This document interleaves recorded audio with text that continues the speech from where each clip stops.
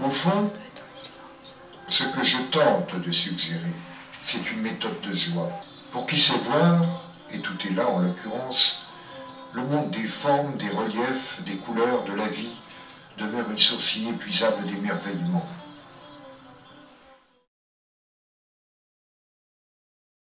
Une exposition cet été au Contamine est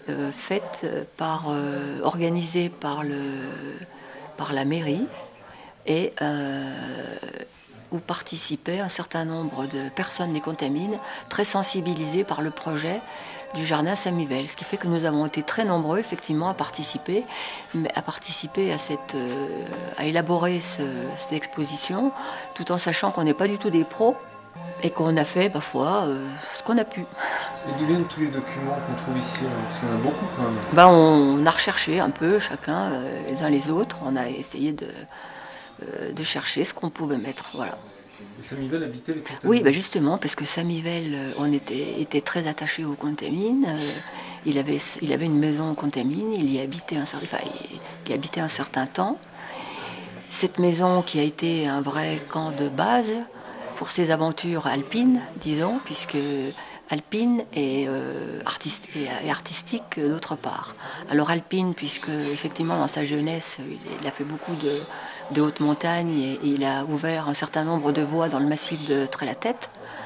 Et il est rentré en 1932, je crois, au groupe de haute montagne, le groupe d'élite des alpinistes.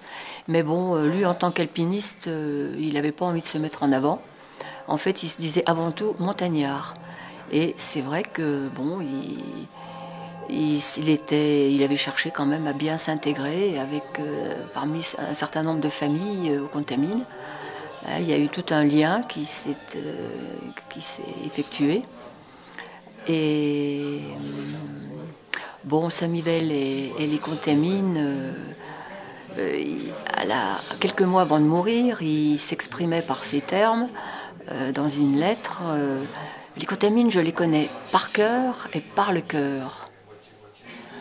Il a demandé à ce que ces cendres soient dispersées sur les dômes de Miage. Le dôme de Miage, c'est le sommet emblématique qui nous domine aux Contamines. Voilà.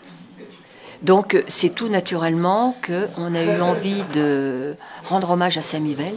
Et quelles sont les belles pièces qu'on retrouve à l'exposition alors?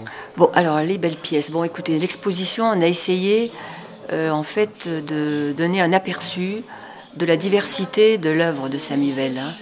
Un peu dans tous les domaines. Vous avez vu, il y a Saint-Mivelle aquarelliste, écrivain. Donc écrivain dans tous les genres, puisqu'il a touché absolument à tous les genres. Il y a le graphiste, il y a l'illustrateur, il y a le cinéaste.